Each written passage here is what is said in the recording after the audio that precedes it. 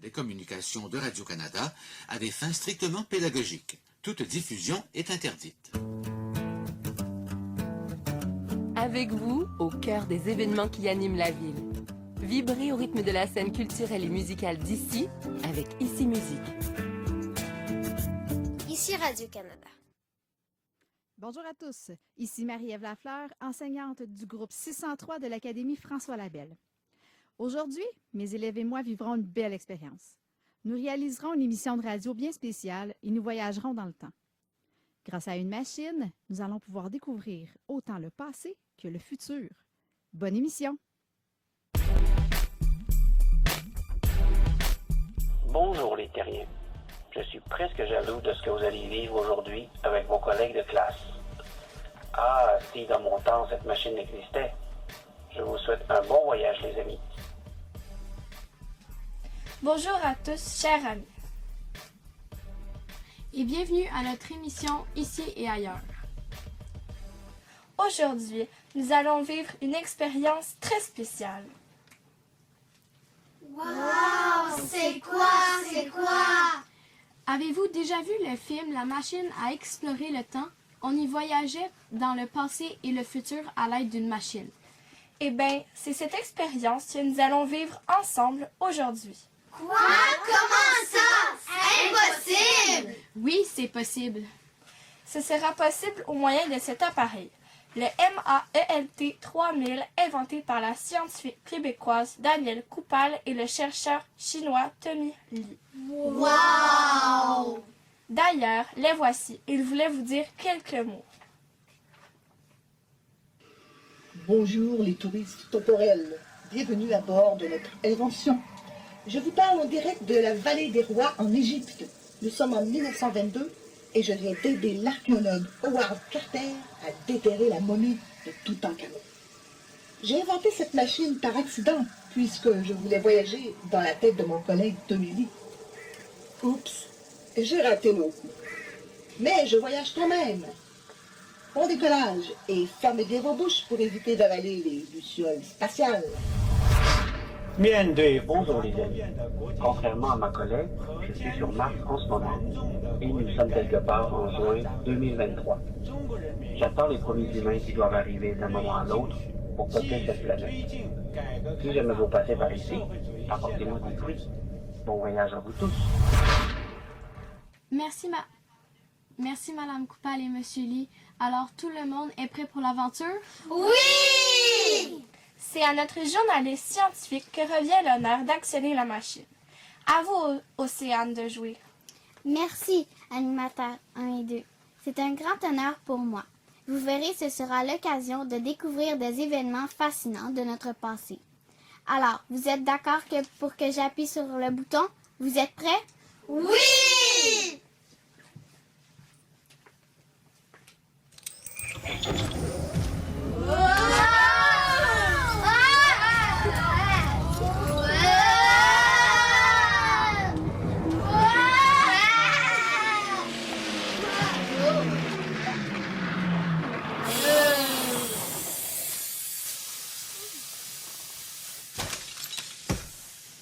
« 1956. Et voilà, ouf! Ça va tout le monde? Pas trop secoué? Un passager veut répondre, je crois. Non, ça va, c'est bien. Mais est-ce qu'on a vraiment remonté dans le temps? Difficile à croire. Oui, difficile à croire. Un expert scientifique va nous expliquer ce que nous avons vécu. Bonjour, Élodie. Nous vous écoutons. Merci. Jusqu'aux années 2060, on connaissait l'existence des trous noirs dans l'univers. En 2065, on a découvert l'existence des trous de verre, qui permettent de créer un raccourci à travers l'espace-temps. On voyage donc rapidement dans l'espace, en agissant comme un portail. Ces trous permettent de relier deux points dans l'espace à une vitesse supérieure à celle de la lumière, tout en voyageant en réalité à une vitesse bien plus faible. Bref, une porte des étoiles à la Stargate. Vous connaissez ça? Oui, tout à fait. Je comprends. Mais quelle date sommes-nous?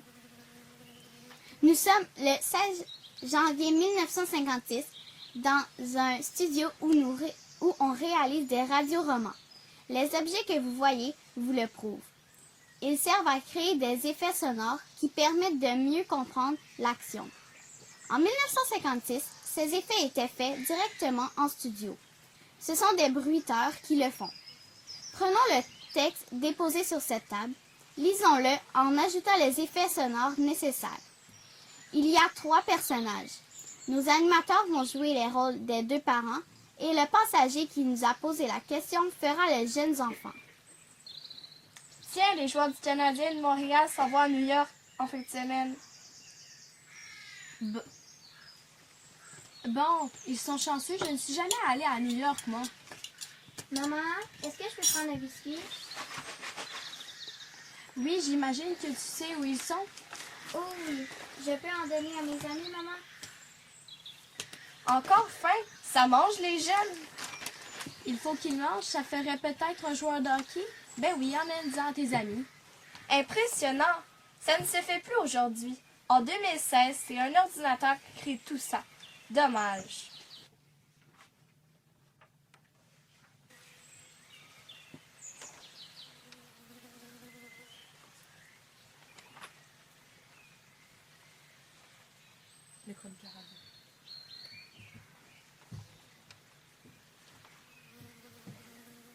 Excuse-moi, mais je me permets d'intervenir.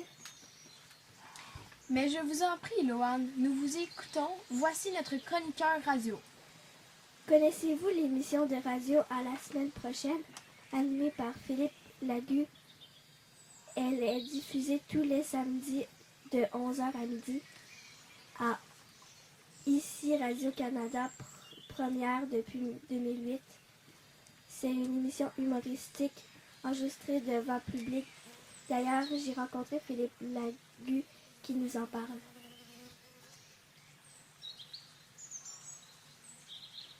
À la semaine prochaine, écoute, c'était mon fantasme radiophonique que j'ai réalisé. C'est une revue humoristique de la semaine, de l'actualité de la semaine, qu'on fait à travers des imitations, des personnages, des sketchs et des chansons.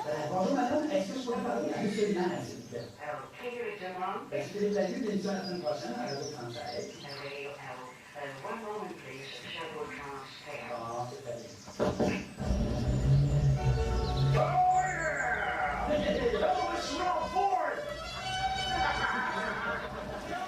Notre bruiteur fait devant les gens autant que possible avec de véritables objets. Et c'est bien important, c'est fait devant le public. Ainsi, on a une bonne idée de comment nos blagues sont perçues et reçues pour faire le petit montage, pour mettre ça en ondes. Quoique ce qui se passe ici puis ce qui se passe en ondes, ça se ressemble beaucoup parce que la durée est quand même la même. Ça me vient depuis tout jeune. Moi, j'ai toujours écouté beaucoup les choses. C'est les bruits. C'est passé beaucoup par les bruits. Moi, j'écoutais une scène qui tombe à terre, j'écoutais. Qu'est-ce que ça fait une scène? Ça, par exemple. OK? Moi, j'ai écouté beaucoup ce genre de choses-là. Je faisais tourner des sous, parler dans... Ce que ça fait de parler là-dedans. J'ai toujours été curieux comme ça.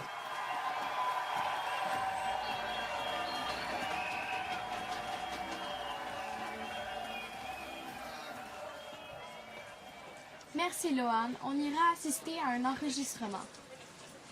Les façons de travailler ont vraiment changé avec les années. Je me demande quel genre d'émission on écoutait en 1952. Quel était le sujet traité? Ah, moi, je peux vous aider.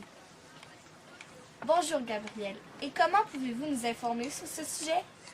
J'ai trouvé un extrait d'émission de 1956 portant sur les bonnes manières. Écoutons ça. Savez-vous bien dire, jeunes gens? Oui, il y a le beau Brunel qui nous dit ce qu'est le savoir-vivre, comment faire avec les fleurs. Et envoyez vos fleurs le lendemain de l'invitation, avec une carte de visite ne comportant pas d'adresse, ce qui dispensa à votre hôtesse d'avoir à vous remercier. Comment manger sa viande? Ne choisissez pas notre morceau, jeune homme. À la grâce de Dieu, je vous en prie. Comment servir le vin? Pour le vin, monsieur, vous serez servi en premier. Le poison. Toujours la crainte du poison. Comment se comporter au resto? Par pitié, ne vous livrez pas à des calculs d'apothicaire. Un coup d'œil vous suffira pour compter le nombre des zéros. Le reste... Ou comment se remaquiller? De grâce, ne ravalez pas la façade. Admettez tout de même que du rouge à lèvres à demi mangé C'est monstrueux. Intéressant. Il y a des choses qu'on recommande encore aujourd'hui. Oui, vous avez raison. Mais aujourd'hui, la mauvaise utilisation du téléphone cellulaire est plus préoccupante. Je me permets de vous signaler ce qu'il faut éviter de faire. Taper un SMS quand quelqu'un nous parle est impoli. La personne a l'impression que la conversation ne vous intéresse pas. Les téléphones portables à table pendant des rendez-vous ou des événements sociaux sont dérangeants. Rompre avec quelqu'un ou pire le congédier par SMS ne se fait tout simplement pas. Parler avec son téléphone portable dans les endroits publics ou les transports en commun est irrespectueux. Vous savez, c'est la jeune génération qui doit montrer l'exemple à celle qui la suivra. Merci beaucoup, Gabriel. Espérons que ces conseils seront suivis. Notre chroniqueur radio veut intervenir à nouveau. Bonjour, Loane. Bonjour, Florence. J'ai une demande spéciale. Comme on peut remonter le temps, eh bien, j'aimerais entendre la première émission de radio diffusée. Est-ce possible? Aucun problème. Tout le monde est prêt? J'actionne l'appareil. Oui!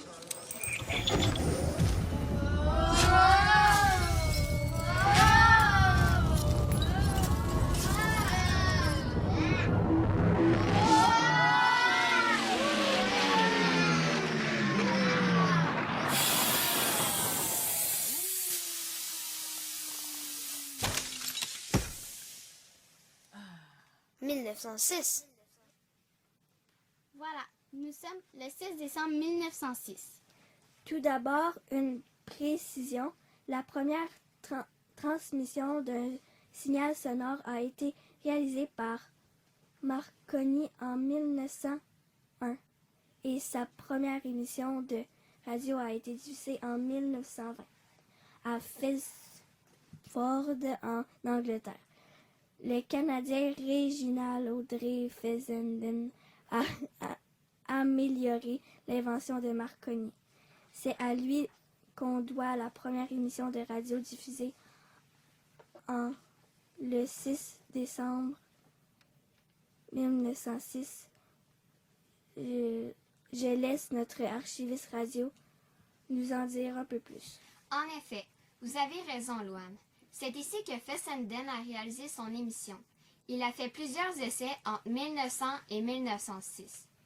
Il a transmis des messages vocaux à des navires. Et le 24 décembre 1906, il a réalisé la première émission de radio avec voix et musique. Au programme, un bref discours de Fessenden, un enregistrement de l'argot de Handel et la chanson de Noël Sainte Nuit. Et pour s'assurer que tout avait fonctionné, il a demandé à ses auditeurs de lui écrire. Des gens qui vivaient à 800 km de distance l'avaient capté. Et voici ce qu'ils ont entendu. Good evening. This is Professor Reginald A. Fessenden, speaking to you from Brant Rock, Massachusetts, at the tower of the National Electric Signaling Company. I'm going to play an Edison recording of Handel's Largo. Next, I will play O Holy Night on the violin, followed by a short passage from the Bible.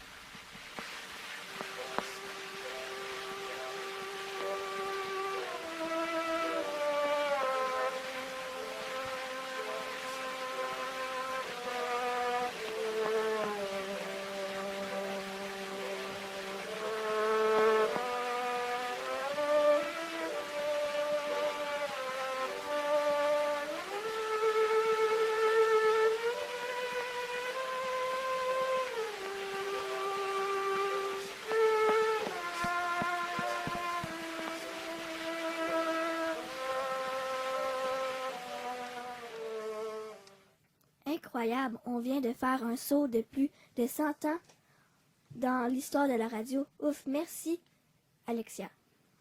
Difficile à croire ce que les gens ont entendu. Il serait intéressant de constater comment la qualité du son a évolué au cours des 100 dernières années. Nous avons avec nous Charlotte. Bonjour Charlotte. Alors, comment en est-on arrivé à obtenir la qualité sonore aujourd'hui? La qualité sonore a énormément évolué. Nous avons entendu tout à l'heure la première émission en 1906. La radio de Radio-Canada a été créée en 1936, entre 1906 et 1936. Les radios privées diffusaient les émissions, mais elles ne conservaient pas d'archives comme Radio-Canada le fait. Nous avons donc la chance d'avoir des documents qui remontent aux premières émissions transmises par le diffuseur public. La technologie a fait des pas de géant dans la transmission des ondes de la radio. Au début de la radio, le son était grésillant. Aujourd'hui, on a un son d'une clarté incroyable. Écoutez bien. Lorsque descend le crépuscule, Pietro jeune contrebandier, tirant derrière lui sa mule, chantant montant dans les sentiers.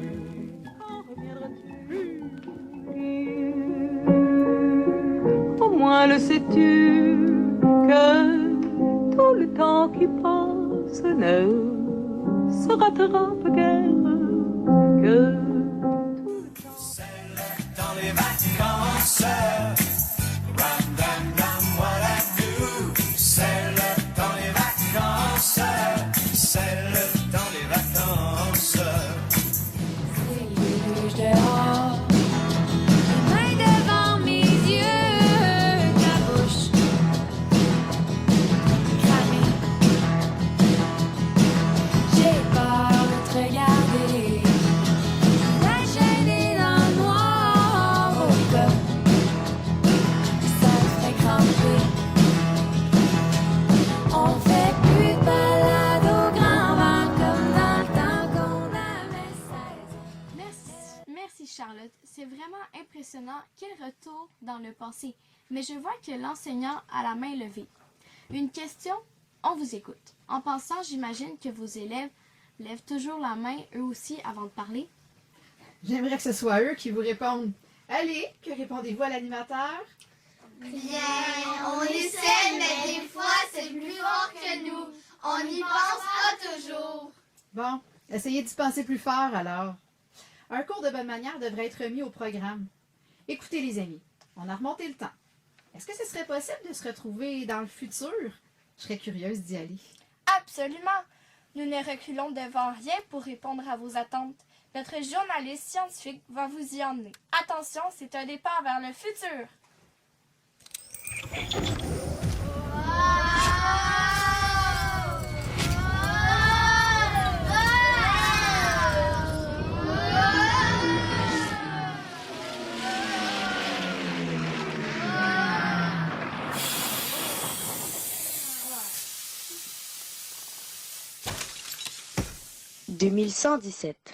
Voilà, c'est fait. Comme vous l'avez constaté, le Arnold Triple Cent a fait quelques embardés. Toutes nos excuses. Ce n'est pas encore tout à fait au point. Bon, l'appareil indique que nous sommes en 2117. On a fait un bond de 100 ans en avant. En cabine de régie, je ne vois plus personne. Il n'y a que des appareils. Et en studio, autour de la table, ce sont des robots. Et toutes les émissions sont faites ici. Désolée de vous couper la parole, Justine et Florence. Les émissions ne sont pas toutes réalisées dans un studio comme celui-ci. Ici, on produit une émission en haute technologie. RCI Galaxy 2117 est destinée aux communications intergalactiques et planétaires. En ondes 24 heures sur 24, elle transmet de l'information sur notre planète. Elle recueille aussi des renseignements des autres galaxies, systèmes solaires et planètes. Elle permet également d'intégrer à notre planète Terre les immigrants qui viennent de ces régions lointaines. Mais ça ressemble beaucoup au mandat de Radio-Canada International en 2017. Ma foi, oui. En 2017, le mandat de RCI est de faire connaître le Canada aux autres contrées et permettre une meilleure intégration des immigrants qui viennent s'établir au pays.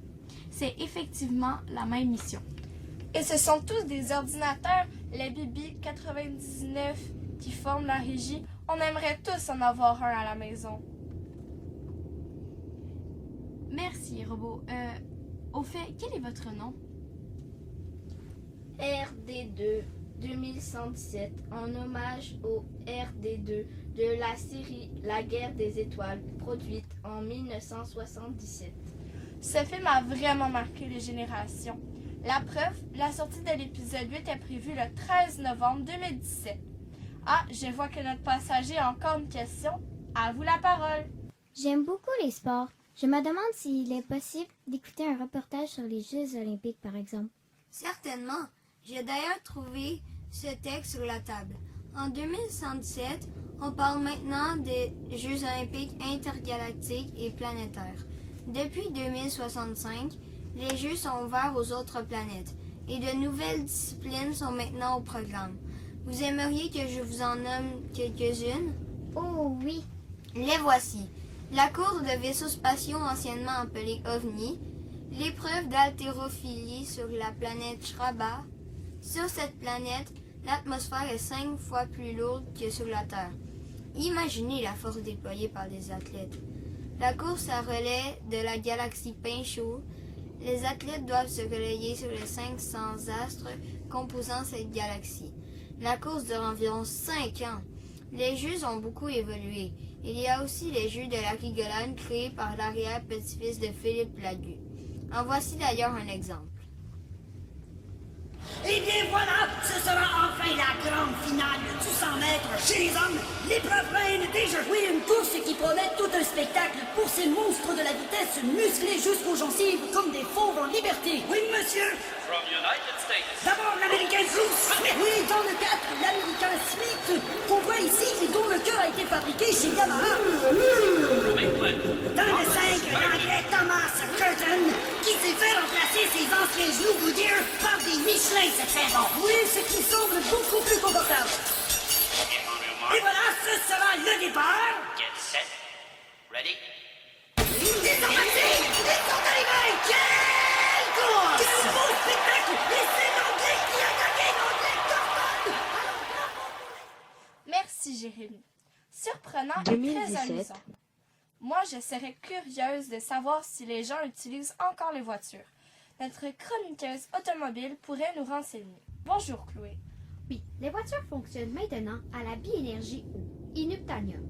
C'est là l'ordinateur Nocity 77 qui conduit votre voiture. Elle sait où vous voulez aller en lisant dans vos pensées et il vous y conduit. Également, les voitures sont toutes programmées pour les voyages hors de la planète Terre. Mais attention à certaines destinations. En 2121, plus de 1 million de voitures s'étaient dirigées vers la constellation Cédric Pelletier à la suite d'un reportage sur cette destination vacances. Résultat, blocage sur la voie interstellaire. Donc écoutez le bulletin de circulation sur Ici Première Intergalactique avant d'aller là-bas. Merci, Chloé. Je crois d'ailleurs qu'on a érigé une statue de Cédric Pelletier. On peut l'admirer à Montréal, au coin des rues Papineau et Jean Talon. Ouf, quel voyage que nous faisons aujourd'hui. Malheureusement, on doit revenir en 2017. Et oui, c'est parti.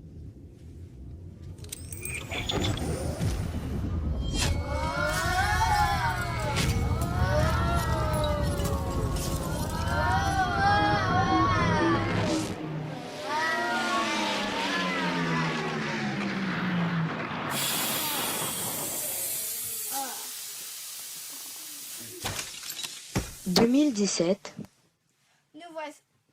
Nous voici de retour dans notre studio. L'expérience vous a plu? Oui, c'est cool. Ont participé à cette émission. Océane, journaliste scientifique. Élodie, experte scientifique. Daphné, passager. Loane, chroniqueuse radio. Gabriel, chroniqueur bonne manière. Alexia, archiviste radio. Charlotte, ingénieure du son. Julie Frédéric, futurologue robot. Jérémy, journaliste sportif. Chroniqueuse radio, Chloé. Chroniqueur automobile. Et un super grand merci à notre équipe technique. La réalisatrice, Jenny. Le technicien aux effets sonores, Christian. La sonorisatrice, Adélie. L'assistante sonorisateur, Mathilde. Et enfin, la technicienne de la régie, Audrey. Ici vos animateurs, Justine et Florence. Nous vous quittons avec le bulletin de nouvelles.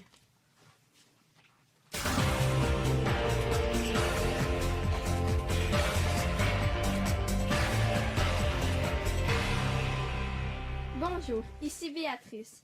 C'est un bulletin spécial que vous entendrez aujourd'hui. En effet, la classe 603 et l'enseignante Marie-Ève Lafleur de l'école Académie François Labelle ont voyagé dans le temps. Ils sont retournés dans le passé, mais ils ont également visité le futur. Le 16 janvier 2117, ils nous ont rapporté le bulletin de nouvelles qui avait été laissé dans un studio de radio.